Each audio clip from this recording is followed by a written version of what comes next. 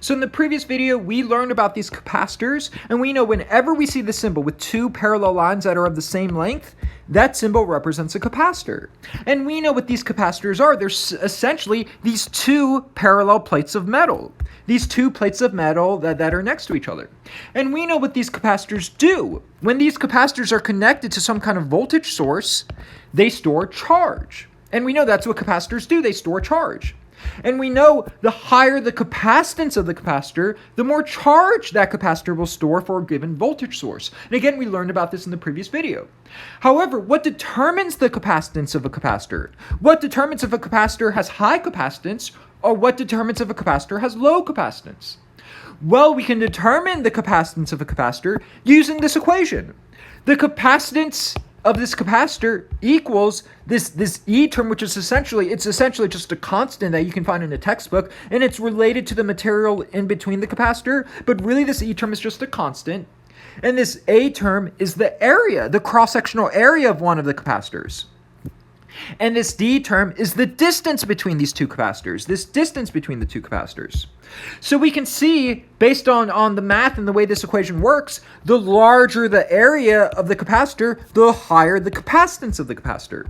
So therefore, the larger the surface area, the larger the surface area of the capacitor, the larger the cross-sectional area, the higher the capacitance of the capacitor, and the more charge that capacitor can store.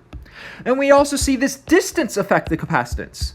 And we see, based on the way the math works, the higher the distance between these two capacitors, the larger the distance between two capacitors, the smaller the capacitance and the less charge that can be stored.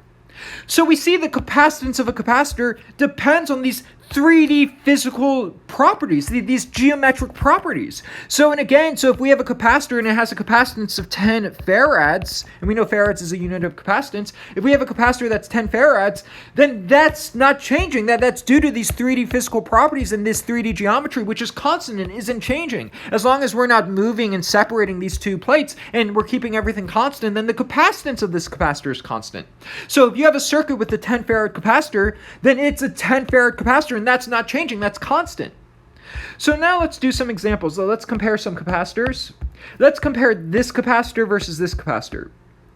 Which capacitor has a higher capacitance and therefore would store more charge if they both were connected to the same voltage source?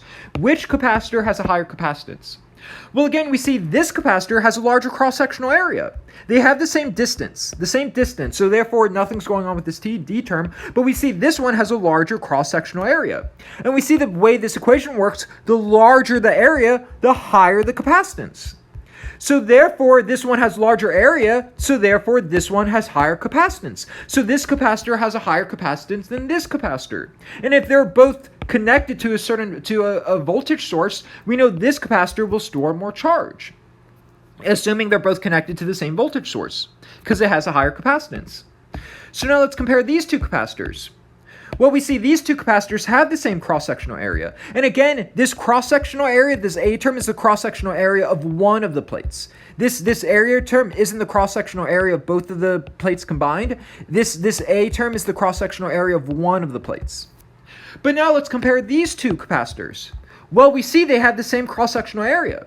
So nothing's going on with the area term, but we see this capacitor has a much larger distance between the two capacitors. And we see the way the math works, the higher the distance between the two capacitors, the smaller the capacitance. So therefore this one has a large distance, so therefore this one has a smaller capacitance. So therefore this one has a smaller capacitance. So therefore both of these capacitors were connected to a given voltage source, then this capacitor has a smaller capacitance, so therefore it would store less charge. So now let's compare these two capacitors. Well, we see these two capacitors have the same cross-sectional area and they're the same distance between them. So therefore they have the same capacitance. However, what we can do is we can add this dielectric material in between this capacitor. So if we added this dielectric material in between this capacitor, it would actually increase the capacitance of this capacitor. And again, we could see, for example, this capacitor has a certain capacitance, and we could solve that capacitance based on the area and the distance. And this capacitor has a capacitance, and again, let's say we add this orange material, then again, this dielectric material has a certain dielectric constant, and that dielectric constant increases the capacitance of this capacitor. And the higher the dielectric constant of this material, the higher the increase of the capacitance of this capacitor. So therefore, the point is as we add these dielectric materials in between the capacitors, they increase the capacitance. And the higher the dielectric constant of the material, the higher the capacitance.